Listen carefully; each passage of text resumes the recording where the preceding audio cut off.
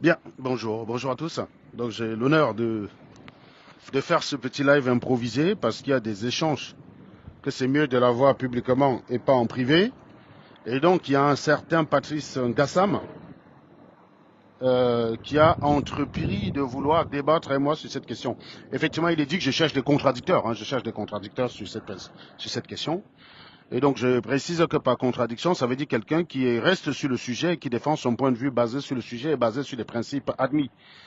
Si pour défendre un point de vue, vous devez tordre la logique, vous devez nier les principes, vous devez nier les connaissances établies depuis les derniers siècles, ce n'est pas un débat. Voilà. Par exemple, si quelqu'un dans un débat m'explique que l'eau bout à 0 degré à pression atmosphérique et il me demande de le laisser poursuivre son raisonnement, c'est impossible, je ne laisse pas. Donc quand les prémices sont fausses, je ne laisse pas la suite. Voilà, parce que je n'apprends pas pour désapprendre et la vérité ne peut pas sortir de quelque chose qui n'a pas de sens. D'accord. Si par exemple je déforme votre propos, vous dites hey, viens, j'ai dit, vous venez de dire, hé, gros chien, et je veux commencer à développer quelque chose basé sur ma perception de hé, gros chien, vous avez naturellement le droit de ne pas me laisser continuer parce que ça servira à quoi qu'il développe sur mes propos alors que les propos sont faux. Donc forcément, la conclusion, ça sera de la merde. Donc c'est pas la peine de le laisser continuer. Il est important qu'il réécoute mes propos et développe basé là-dessus. Donc on a Patrice Ngassam, qui est un Camerounais qui vit au Canada, qui a souhaité sur cette question avoir un échange avec moi publiquement. Et bien, naturellement, le friand de débat que je suis, j'accepte. Et j'adore les débats où on débat que du fond. On apporte des arguments basés sur des principes connus et admis. Pas des débats où on vient avec sa pensée, ses opinions, ses rêves, ses fantasmes, voyez, ses peurs, ses suppositions qui ne reposent sur rien, et on apporte ça comme argument. Non, ça marche pas chez moi. Donc pour moi, un débat, vous apportez des arguments logiques, objectifs, susceptibles de faire modifier mon point de vue. C'est-à-dire que pour moi, je débat pour apprendre. Donc, euh, donc une opinion adverse doit être en mesure de m'apporter une connaissance. Si ça remet en question une de mes croyances, ça ne me dérange pas. Parce que j'aurai appris quelque chose. Pour un scientifique, quand une expérience remet en cause ses croyances, c'est une connaissance supplémentaire. Voilà. Mais par contre, pour quelqu'un qui n'est pas dans la logique de rechercher la vérité, quelque chose qui remet en question ses croyances, c'est un problème. Donc moi, je cherche la vérité. Je ne suis pas attaché à une opinion. Quelqu'un prouve que j'ai tort avec des vrais arguments, je me range, il n'y a pas de problème. Je t'ai envoyé une demande, Patrice, donc tu tiens le téléphone à la verticale et tu acceptes. Voilà, donc tu peux, si ton téléphone est horizontal, mets-le verticalement et tu pourras accepter la demande. Voilà. Donc je précise que quand vous défendez des opinions, il ne faut jamais être attaché à une opinion comme si c'est votre vie qui en dépendait. Si vous êtes mu par l'idée de la vérité, lorsque vous avez une expérience qui va à l'encontre de votre croyance, en réalité, c'est une connaissance supplémentaire. Ce n'est pas que, ah merde, ça contredit ce que je pensais, c'est grave. Non, non.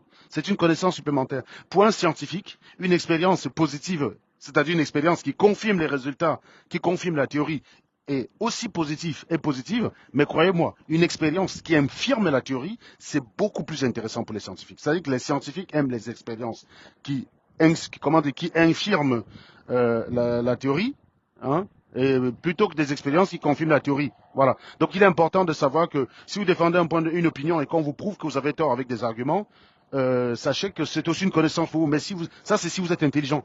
Par contre, si vous êtes un abruti, ça va vous emmerder d'avoir changé d'avis, puisque votre problème c'était de détester une personne. On vous apporte une information qui va à l'encontre de ça, mais ça vous fait chier quoi. Prenez un gars par exemple qui déteste Serge Anango. Je ne fais qu'accepter ta demande, Patrice.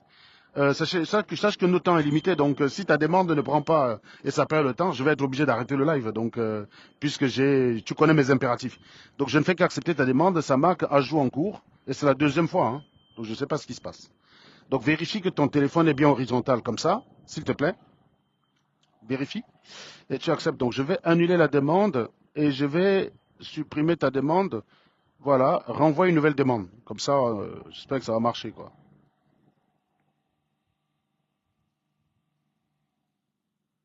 Et évidemment, pour que quelqu'un apprenne dans un débat, il faut que la personne qui soit en face soit dans la logique de traiter le sujet et de le défendre basé sur des principes couramment admis. C'est-à-dire que des principes qu'on connaît, par exemple. Voilà, si pour défendre ton point de vue, tu dois nier que le sol peut être mouillé après une pluie, c'est que tu es dans la merde, mec. Si pour toi, s'il faut nier une logique aussi simple, que s'il pleut, le sol est mouillé, c'est une vérité qui est toujours vraie, quoi qu'il arrive. S'il pleut, le sol est mouillé. S'il faut nier ça pour défendre ton point de vue, c'est qu'il y a un problème, mec. Voilà. C'est une vérité que c'est toujours une femme qui enfante. Un homme n'enfante pas. D'accord? Un homme ne tombe pas enceinte. C'est une femme qui tombe enceinte. Si donc toi aussi, pour défendre ton point de vue, tu es obligé de nier cette évidence-là et de dire que n'importe qui peut tomber enceinte, c'est que tu défends de la merde. Voilà. Donc, si vous défendez la vérité, puisque ça doit se baser, c'est comme les mathématiques. Les mathématiques sont conçues sur des axiomes. D'ailleurs, souvent des personnes disaient que le problème des axiomes, c'est qu'on ne peut pas les démontrer. C'est vrai. Les axiomes, on ne peut pas les démontrer. Mais l'application des axiomes dans la réalité donne des résultats vérifiables, observables et justes. Vous voyez? Si on a un axiome dont l'application va donner un résultat de merde, eh ben, on va le rejeter rapidement. Donc, un axiome, par exemple, 1 plus 1 égale 2, c'est une axiome de l'arithmétique. On parle souvent des axiomes de Peano. Mais on ne peut pas le démontrer. On le suppose vrai, et l'application de 1 plus 1 égale 2 donne des résultats justes. Voilà, si vous appliquez un axiome qui donne des résultats de merde, c'est pas un axiome. Voilà, c'est aussi simple que ça. Donc, il faut bien comprendre qu'un axiome, ce n'est pas simplement... Il ne suffit pas de dire qu'on ne peut pas démontrer quelque chose, et qu'en mathématiques, les axiomes existent, on ne peut pas les démontrer. Il faut démontrer aussi que les axiomes, l'utilisation des axiomes donne des résultats justes. Les avions, ça vole, les fusées, ça va sur la Lune, les téléphones, ça marche. Donc, c'est parce que les axiomes qu'on a supposés dès le départ sont justes. Sur un plan, deux droites parallèles ne se rencontrent jamais. Donc ça, c'est un axiome de la géométrie d'Euclide. C'est d'ailleurs l'un des seuls axiomes que les autres géométries ont remis en cause. Hein. Voilà, parce que deux droites sont perpendiculaires en formant toujours un angle droit, c'est vrai dans toutes les situations. Mais par contre, deux droites parallèles qui ne se rencontrent jamais, ce n'est vrai que dans la géométrie d'Euclide, donc la géométrie du plan, hein, un espace vectoriel. Hein, ce n'est vrai que dans un espace vectoriel. Donc c'est la géométrie du plan ou de la 3D. En revanche, sur une sphère, ça marche plus. Deux droites parallèles sur une sphère peuvent bien se croiser. Vous prenez votre ballon, vous faites l'équateur sur votre ballon, vous tracez un méridien de votre ballon, et vous tracez un méridien ailleurs. Tous les méridiens, par définition, sont parallèles à l'équateur. Mais par contre, ils se croisent au pôle Nord. Voilà. Donc ne pensez pas qu'une droite, c'est simplement une ligne droite. Hein. Une droite, c'est le chemin le plus court entre deux points. Voilà. La droite, par définition, c'est le chemin le plus court entre deux points d'une surface. Donc c'est une sphère. L'équateur, c'est le chemin le plus court pour aller d'un point A à un point B, hein, situé sur l'équateur, pardon. Et les méridiens aussi sont des chemins les plus courts. Donc c'est pour ça qu'on les appelle des droites. Une sphère, les droites, c'est ça. Voilà. Donc c'est hyper important de comprendre que quand on parle d'axiomes, on ne peut pas les démontrer, mais l'application donne des résultats justes, observables et vérifiables. Si vous devez supposer que l'existence de la sorcellerie est un axiome, vous devez démontrer que l'application de cet axiome-là dans la vie donne des résultats qu'on peut vérifier. Voilà. Ne nous dites pas, ouais, la sorcellerie existe de toutes les façons en mathématiques, il y a des axiomes qu'on ne peut pas démontrer. Non, alors si on ne peut pas démontrer la sorcellerie, c'est pas grave. Mais oui, mais il y a une deuxième condition qu'on a. D'accord? La deuxième condition, c'est que l'application des axiomes donne des résultats justes, observables et vérifiables. Donc il faut que tu me démontres que ton histoire là, de la sorcellerie qui existe là, qu'on peut vérifier ça dans la vraie vie. Comment je peux l'expérimenter? Il faut que moi je puisse expérimenter ta sorcellerie. Voilà, maintenant, je vois que Patrick Gassam est revenu et je lui renvoie la demande. Ceux qui ne comprennent pas les maths et ceux qui trouvent que c'est très compliqué peuvent se barrer. Hein. J'ai toujours dit que sur mes lives, le port du cerveau est strictement obligatoire. Donc je ne fais pas des lives populistes, je ne fais pas des lives pour attirer les meutes, je ne fais pas des lives pour attirer les masses.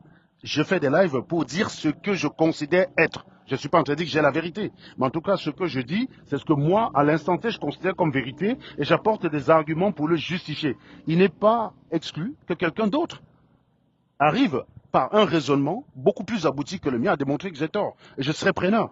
Bon, ce genre de choses ne risque pas d'arriver si tu arrives dans mon live et tu dis, Kikinette, tu vis encore? Bah là, non. Comment tu peux m'apprendre quelque chose dans ces conditions? Je suis obligé de te bloquer, mec. Si tu viens, oh, Serge, mais dis donc, t'as grossi, hein? Je suis obligé de te bloquer parce que ce n'est pas avec ça que tu vas m'apprendre. Ah, mais Serge, comment va ta grosse blanche? Mais, mec, sérieusement, je suis en train de défendre un sujet. Comment tu vas m'apprendre avec ça? Comment tu vas me permettre de changer d'avis avec ça? C'est pas avec ça que tu vas me faire changer d'avis. Comment tu vas m'aider à questionner mon opinion avec ça? C'est pas avec ça. Donc c'est pour ça que je vous bloque en fait. Parce que ça s'appelle pas la contradiction. La contradiction, c'est de dire, Serge, tu défends Samuel Eto'o parce que tu dis que les textes donnaient raison à Samuel Eto'o, mais excuse-moi, voilà les textes en question.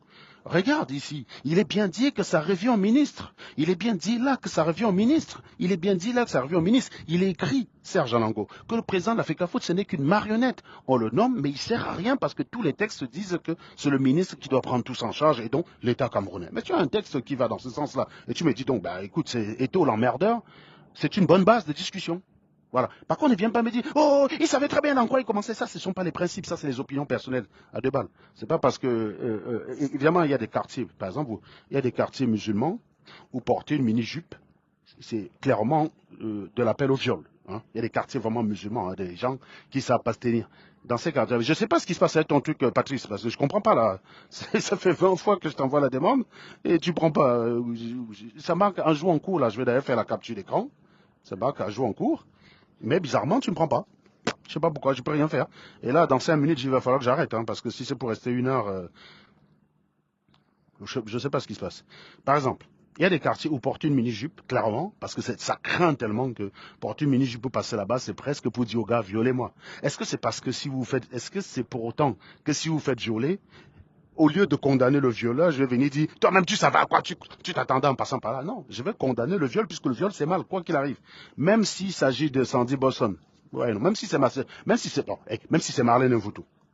Même s'il s'agit d'elle, je vais condamner le viol. Je ne vais pas dire, ah, Marlène Mvuto, c'est toi qui as insulté Eto hier, hein? Tu as insulté Samuel Eto, non. Et bien fait pour toi. Ça, c'est le comportement, même à l'école privée, on ne fait pas ça, mec. Ça, c'est le comportement de gamin, ça. Vous faites ça après, vous dites que vous êtes un adulte? Sérieusement? Vous raisonnez comme ça, après vous dites que vous êtes un adulte? Mais vous êtes des malades mentaux, les mecs. C'est pour ça que moi, je suis très sélectif envers le genre de personne qui me suit. Je suis hyper sélectif de ce côté-là. Si le viol, c'est mal, en toutes circonstances, je devais le condamner. Point à la ligne. Existe-t-il une circonstance atténuante au viol? Existe-t-il une circonstance atténuante au viol? Je ne dis pas que si quelqu'un a violé, il ne faut pas l'entendre. Le mec, il peut te sortir que, bon, écoutez, moi, Langama dit oui, j'ai cru que c'était un oui, j'ai cru qu'elle était un... Oui, d'accord, peut-être, ça peut arriver. Hein. Elle vous dit, regardez, la meuf, elle me chauffait tout le temps par écrit, elle m'a envoyé des messages, elle m'a toujours allumé, elle m'a dit, écoute, viens, on couche ensemble, je suis arrivé, ces caprices, je pensais vraiment que c'était les caprices d'une nana qui voulait juste se faire désirer, et j'ai mal perçu. Circonstance atténuante, là, je veux bien entendre, parce qu'il a quand même une série d'éléments qui montrent quand même que oui, si la meuf l'a allumé, lui a envoyé ses nichons, son sgeg, sa foufoune, tous ces trucs-là. Bon, on peut comprendre que raisonnablement, il est cru à ce qu'il est en train de dire. Mais tu croises une meuf que tu ne connais pas, tu l'attrapes, tu la pousses dans l'herbe et tu la violes. Tu ne la connais pas. Quelles circonstances atténuantes avons-nous pour ce type de viol? Oui? Je ne sais pas. Moi, je ne peux pas, j'ai pas de téléphone. Les gens qui demandent de donner le numéro là, j'ai pas de téléphone. J'ai pas de téléphone. Donc, les smartphones sont devenus tellement gros que même quand je travaille quelque part, on veut me donner un téléphone professionnel, je dis non, parce qu'il faut mettre les deux dans la poche. Déjà, un dans ma poche, c'est gros. Mettre 2 téléphones dans mes poches, non, non, non, merci, quoi. Non, mais non, je ne peux pas. J'ai pas. En fait, si j'avais été devant mon ordinateur, il aurait pu appeler par Facebook. Donc, je pense que c'est peut-être ce qu'on fera. Si ça ne marche pas, bah, ça sera une autre fois où je suis installé tranquillement avec mon ordinateur devant moi. Donc, je l'appelle par Facebook. C'est la seule chose que je pourrais faire, comme la dernière fois j'ai fait avec Jean Crépin et on attendait Marlène. Mais là, visiblement, ça n'a pas l'air de vouloir marcher. Voilà. Non, non, j'ai pas de téléphone. Donc on peut pas, pour pouvoir faire ce que vous dites là, Karine et Anango Serge Debassa. Tiens, tiens, c'est marrant ça. Est-ce que toi tu peux venir m'expliquer un petit peu ça, Anango Serge Debassa là? Tiens, viens pas ici. Prends l'appareil que je vois un peu là, Anango Serge Debassa. Est-ce que tu es un fumeur Debassa, toi? Parce que moi je suis Anango Serge Debami, hein. Donc oui, je sais que j'ai quand même pas mal fait d'un certain nombre de choses. Je t'ai envoyé une demande en Ango Serge Debassa. Est-ce que tu peux accepter? Tu n'es pas obligé de monter ta tête. C'est pas grave, t'inquiète pas. Tu peux cacher la caméra, mais tu parles. Il n'y a pas de problème. Et d'ailleurs, je crois savoir qu'il y a l'option répondre par audio. Hein. Soyez parfois des hommes, quand on vous donne la parole, daignez prendre la parole et parler. Hein. Vous n'êtes pas que des écrivains, des clavardeurs, comme on peut dire. Donc, tu peux accepter la demande. Hein.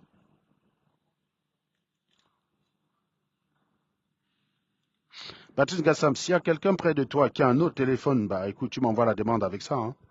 Je sais pas, prends le téléphone de ta femme, t'essayes avec. Je sais pas pourquoi ça marche pas. Voilà. Et je tiens encore à rappeler ici aux gens, euh, on a une catégorie de personnes, parfois ils ont un point de vue, ils savent pas le défendre. Donc ils vont balancer des arguments bidons, tu décomposes les bêtises assez rapidement. Le mec il commence à dire, oh tu veux toujours avoir raison. Quand je commence comme ça, je ne discute plus avec toi, je te fume et je te chasse, parce que tu es une grosse merde. Moi, quand je peux te défendre mon point de vue sans faire mention de ta personne. Je peux défendre mon point de vue sans faire ça. Si je pense que j'ai raison, je peux le défendre sans avoir à t'attaquer. Je n'ai pas besoin de t'attaquer. Si je suis obligé de te prêter des sous-entendus pour défendre mon opinion, c'est que mon opinion est faible.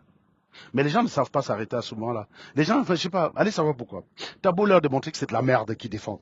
Et ils ont carrément envie de défendre. Vous n'êtes pas dans la recherche de la vérité. Et c'est ça la différence. C'est pas parce que je sais défendre mes opinions que ça veut dire que je veux avoir raison. Je vous dis, un scientifique préfère avoir tort en sachant la vérité que d'avoir raison sur la base d'un mensonge. C'est le politicien qui fait ça. Moi, je ne suis pas un politicien. C'est le politicien pour qui la vérité importe peu. Ce qui compte, c'est d'avoir raison. Moi, je ne suis pas un homme politique. C'est d'ailleurs... euh, salut. Moi, je suis pas un homme politique. Tu comprends? Moi, je ne suis pas un homme politique. Et donc, je n'ai pas intérêt à ce que quelque chose de faux soit vrai. Ça, c'est pour les politiciens. Pourquoi vous savez la différence entre un scientifique et un politicien? C'est que le politicien, il a besoin de l'attention des gens. Le scientifique, non, il n'en a rien à foutre. Son travail, il travaille en laboratoire, il fait des expériences, il fait des découvertes, il fait des calculs. Il n'a pas besoin que les gens le croient ou pas. Il n'a pas besoin de ça. Ce qu'il a besoin, c'est d'après venir vous dire, voilà la réalité des faits. Et seul un père peut le contredire. Il n'y a pas un vendeur d'eau glacée qui va dire, dis donc, toi là, ce que tu dis là ne me plaît pas, donc je ne crois pas. On s'en bat les couilles, mec. Parce que j'ai souvent vu quelques idiots dire, mais oui, mais si vraiment les Américains sont allés sur la Lune, là, au jour d'aujourd'hui avec les connexions Internet et les caméras qu'on a partout, pourquoi ils ne refont plus ça pour qu'on ferme, pour qu'on se taise dessus? Bah, déjà, qui doute que les Américains puissent aller sur la Lune? Vous avez un seul scientifique sérieux qui doute de ça? Non. C'est les vendeurs d'eau glacée qui doutent. Donc, on va dépenser combien? 40 milliards pour envoyer des hommes sur la Lune pour satisfaire les vendeurs d'eau glacée. Depuis quand vous avez vu qu'on a besoin qu'ils nous croient? On n'a pas besoin qu'un vendeur d'eau glacée nous croie. Il n'a pas le niveau, mec. Il n'a pas le niveau. Un vendeur d'eau glacée qui doute que l'homme ait pu aller sur la Lune. Qu'est-ce que vous voulez que ça foute à un scientifique? Sérieusement. Qu'est-ce que vous voulez que ça leur foute? Les mecs, il y a un mec qui m'a dit ça la dernière fois. Mais Serge Anango, explique-nous comment on va aller sur la Lune, blablabla, blablabla. Je vais juste poser une question simple. Est-ce que tu connais la relation de Chasles?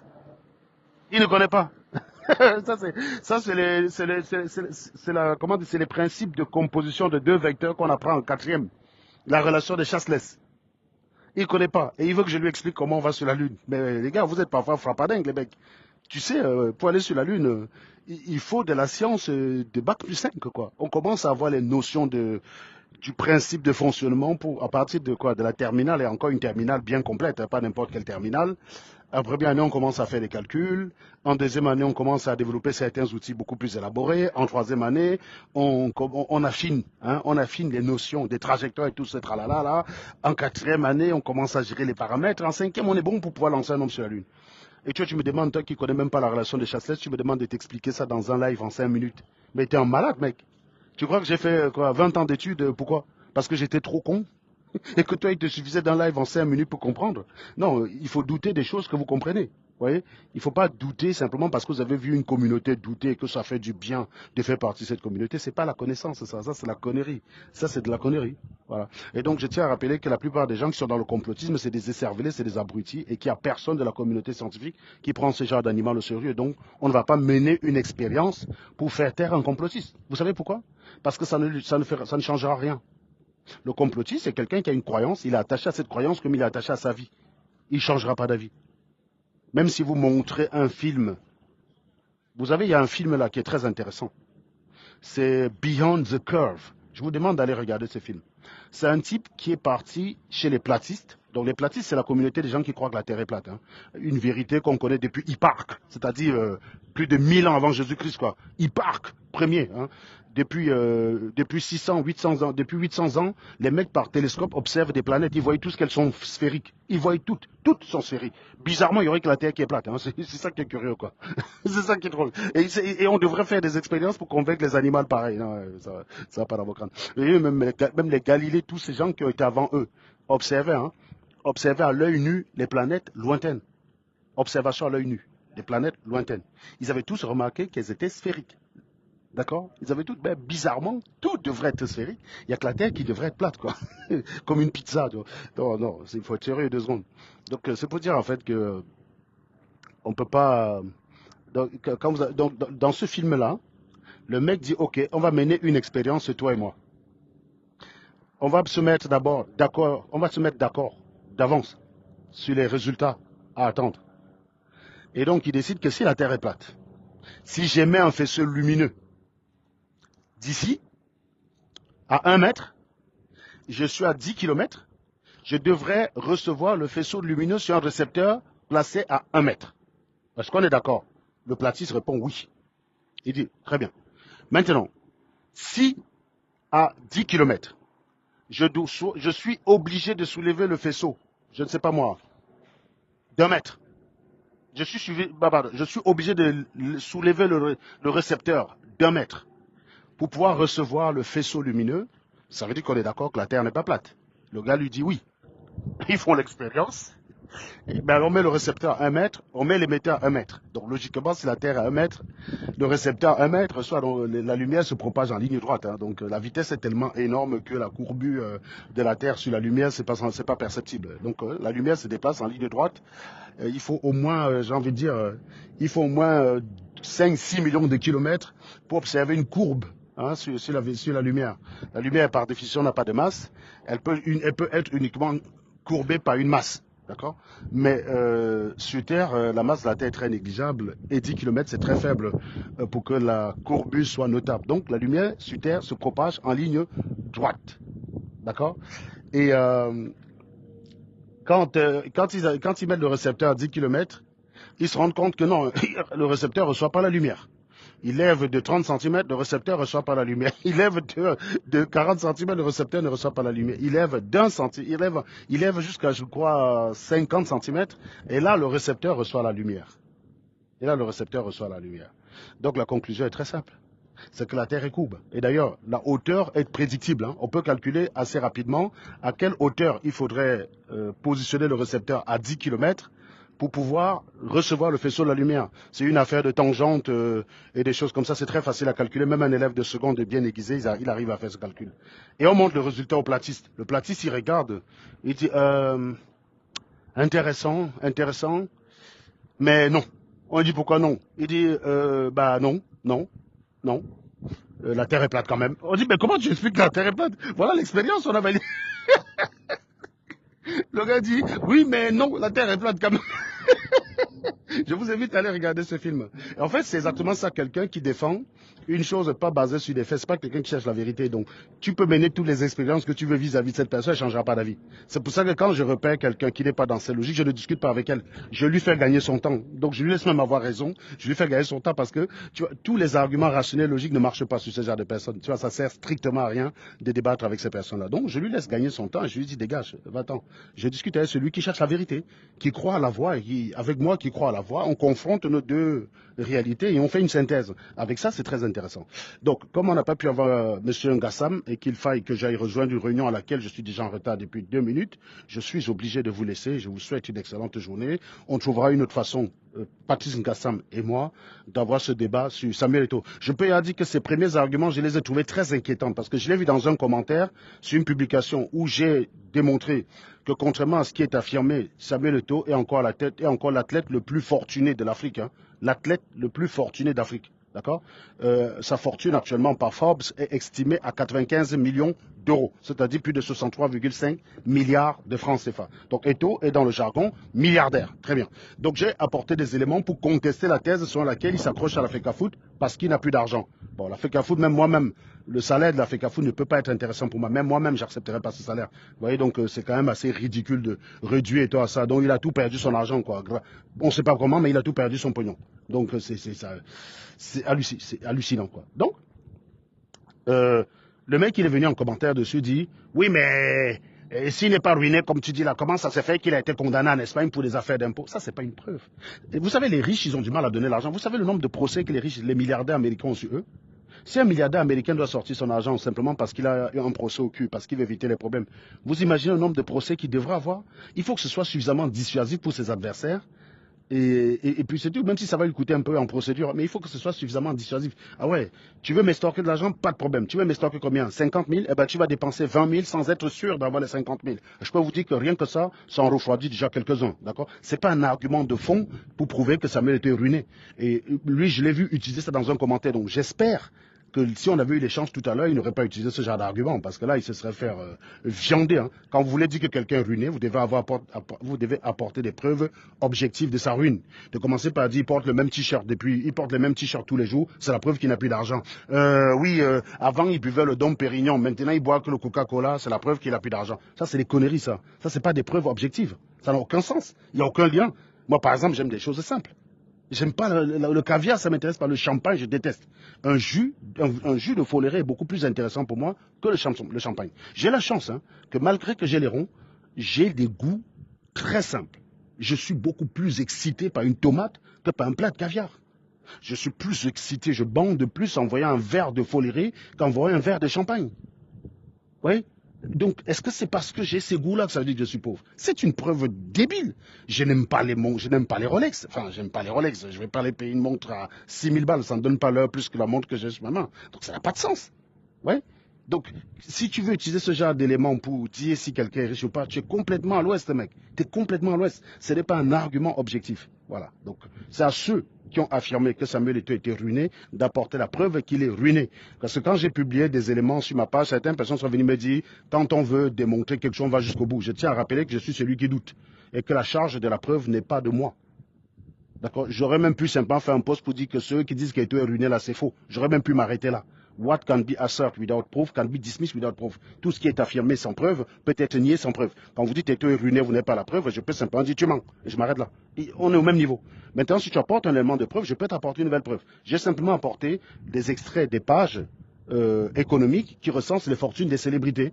Voilà, elles sont toutes assez cohérentes. Il y en a une qui a même dit qu'il avait 140 millions d'euros sur son compte. Mais je crois que celle-là n'est pas à jour. Voilà. Mais en tout cas, il y a 4, 5, 6 pages de ce type-là qui concordent sur le montant de 95 millions d'euros. Voilà. Donc, si je ne cite pas la source, ça veut dire que la source n'est pas secrète. Ça veut dire que par un bon jeu de tapage et de mots-clés sur Internet, vous avez la réponse. Moi, j'ai tapé Eto'o ruiné sur Internet, je n'ai rien trouvé dans ce sens-là. Donc, il faut à un moment donné que les gens arrêtent de raconter des bêtises. Donc, j'ai vu des gens venir me demander, moi, de citer mes sources et me dire, oui, tu crois vraiment que tout ce qui est écrit sur Google, c'est vrai? Mais le gros cul de ta maman, connard. Et les opinions des abrutis qui pensent qu'il est foutu, il est fauché parce que la résistance d'Eto'o les énerve, c'est beaucoup plus crédible que Google? Mais les gars, quand vous voulez contester une source, contestez-la en apportant une source aussi fiable. Vous ne pouvez pas contester une information qui est sur Google en disant que tout ce qui est sur Google n'est pas vrai. Mais l'opinion des Camerounais est toujours vraie. Tout ce que les Camerounais disent est vrai. Donc il me semble que Google dit plus souvent la vérité que les Camerounais. Donc je préfère faire confiance à Google qu'à un Camerounais. C'est logique.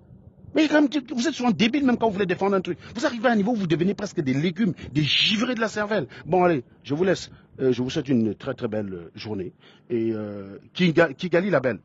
J'ai insulté la dernière fois Chasserie Kensley à cause de toi. Parce que c'est toi qui as posté un commentaire débile en disant qu'Eto'o va se faire enculer par le système qu'il a défendu. Je crus que c'était elle, je l'ai fumé, alors que c'était toi qui étais l'auteur du commentaire. Donc, je te remercie d'être venu commenter ici pour me donner l'honneur de te bloquer. Voilà. Je te remercie, Kigali Labelle. J'ai été très heureux de faire ta connaissance. Connasse. Allez, à très bientôt.